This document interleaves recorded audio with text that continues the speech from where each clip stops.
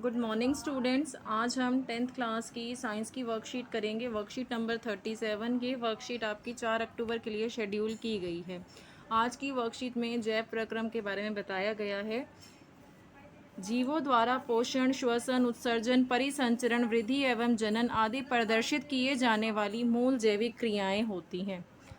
मूल जैविक क्रियाएं क्या है? पोषण है, ठीक है, हमारे शरीर में पोषण होता है, श्वसन होता है, उत्सर्जन होता है, परिसंचरण मतलब रक्त को जो है सभी कोशिकाओं में पहुंचाया जाता है ना, रक्त का संचरण होता है। वृद्धि होती है, एक छोटा बच्चा जब होता है तो वो कितना छोटा सा होता है, धीरे धीरे धीरे धीरे उसकी हाइट बढ़ती है।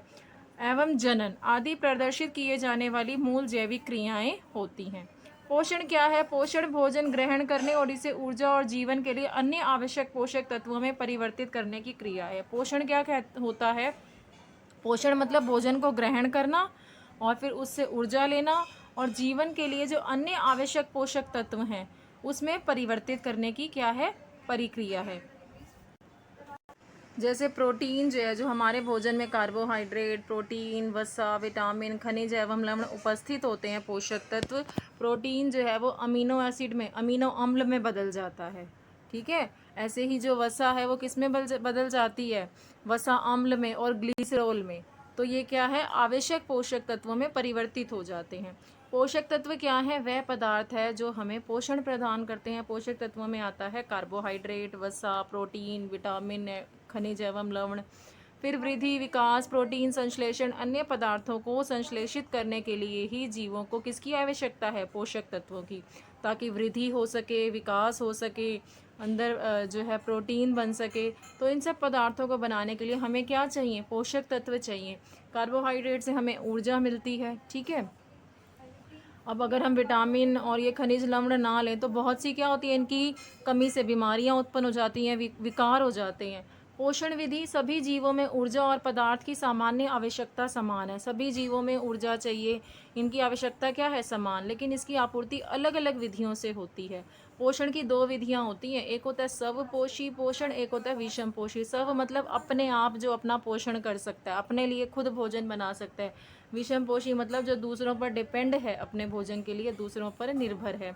यहाँ पे आपको पोषण विधि दी गई है। एक है स्वपोषी पोषण। कुछ जीव जो हैं अकार्बनिक स्रोतों से कार्बन डाइऑक्साइड और H2O क्या होता है? वाटर, इसके रूप में सरल भोज्य पदार्थ प्राप्त करते हैं। कुछ जीव जो हैं वो क्या करते हैं, जैसे कि हरे पौधे हैं, ये अकार्बनिक स्रोत लेते हैं, कार्बन डाइऑक्साइड है जैसे, और जल लेते हैं और इससे सरल भोज्य पदार्थ बनाते हैं। सरल भोज्य पदार्थ में क्या आएगा? ग्लूकोज बनाते हैं ये हरे पौधे।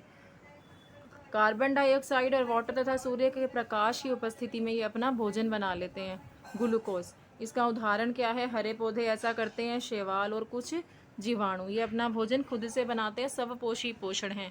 फिर विषम पोषी पोषण में क्या आएगा? जंतु जटिल पदार्थों को सरल पदार्थों में खंडित करते हैं। जैसे हम मानव जो है वो विषम पोषी पोषण में आएगा।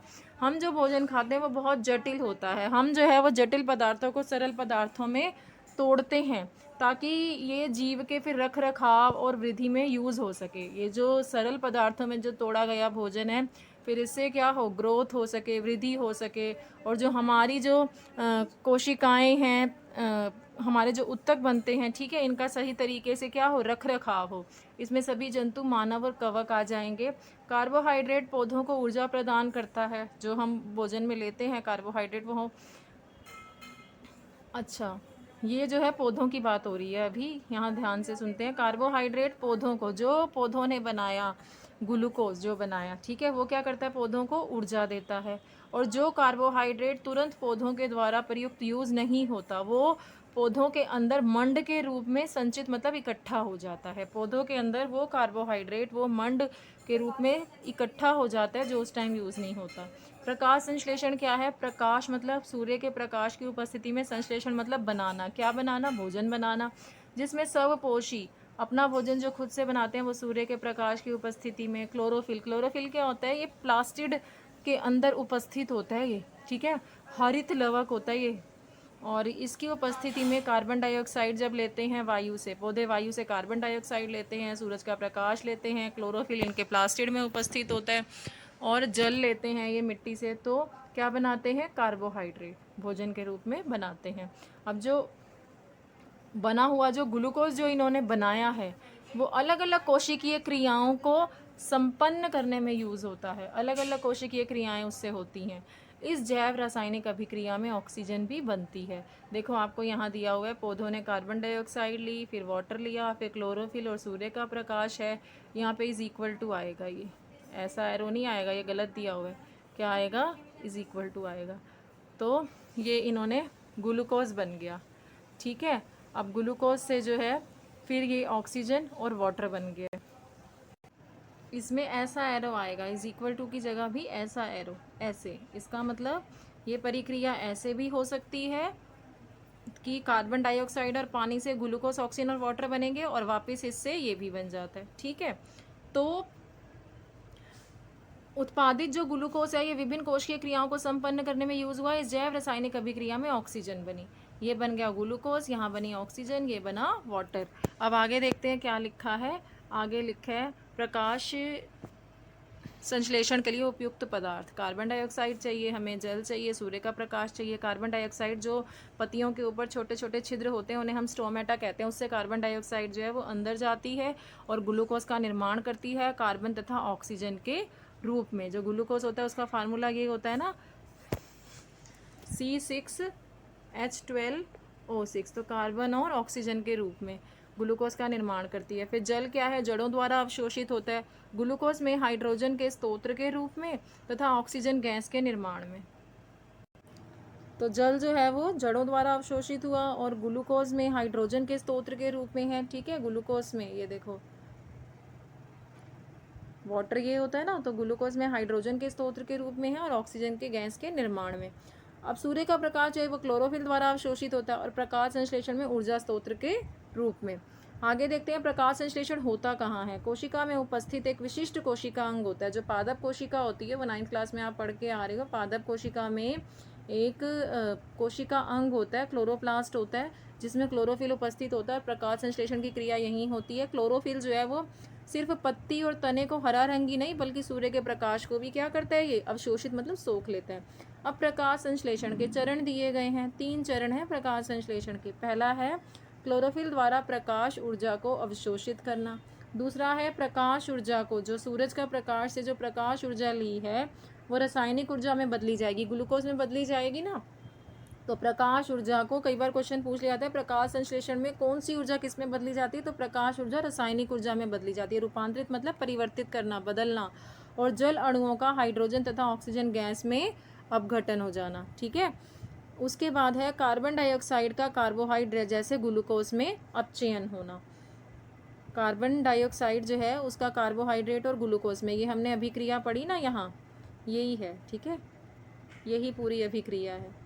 यह आवश्यक नहीं कि ये चरण तत्काल एक के बाद एक होते जाएं। उदाहरण के लिए मरुरिद्ध पौधे कौन से होते हैं? जो मरुस्थल में पाए जाते हैं। ठीक है, मरुस्थल में पाए जाने वाले पौधे हैं जो रात में कार्बन डाइऑक्साइड लेते हैं और फिर एक मध्यस्थ उत्पाद बनाते हैं, एक बीच में उत्पाद बनाते हैं। दिन में क्या करते हैं? ये क्लोरोफिल ऊर्जा को सोख लेते हैं और फिर अंतिम उत्पाद बनता है। अब आपको यहाँ कुछ क्वेश्चंस दिए गए हैं। पहला है स्वपोषी एवं विषमपोषी में विभेद कीजिए। तो ये रहा स्वपोषी एवं विषमपोषी।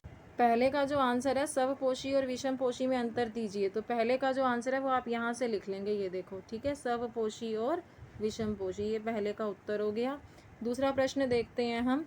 उस प्रक्रिया की व्याख्या कीजिए जिसके द्वारा स्वपोषी अपना भोजन खुद बनाते हैं। इस प्रक्रिया का जैव रासायनिक समीकरण भी लिखिए। तो यहाँ से लिखो, ये वह प्रक्रिया जिसमें स्वपोषी सूर्य के प्रकाश और क्लोरोफिल की उपस्थिति में कार्बन डाइऑक्साइड वायु से, जल मिट्टी से प्राप्त कर कार्बोहाइड्रेट में परिवर्तित करते हैं। और ये फिर समीकरण लिख देना, ये दूसरे का आंसर हो गया। ठीक है, तीसरा है, ये दूसरे में इतना लिखने के बाद आप ये लिख देंगे, दूसरा यहाँ से लिखने के बाद आप ये लिख देंगे। ठीक है, ये दूसरे का आंसर है। फिर है प्रकाश संश्लेषण के लिए उपयुक्त पदार्थ कौन से हैं? ये पदार्थ किस प्रकार इस प्रक्रिया में सहायक होते हैं? तो प्रकाश संश्लेषण के लिए जो उपयुक्त पदार्थ हैं वो आपको यहाँ दिए गए थे। ठीक है, इसमें आप ये पूरी टेबल बना देंगे। प्रकाश संश्लेषण के लिए उपयुक्त पदार्थ कौन से हैं, ये तीसरे का आंसर आपको पूरा दिया हुआ है। ठीक है, ये तीसरे का आंसर है।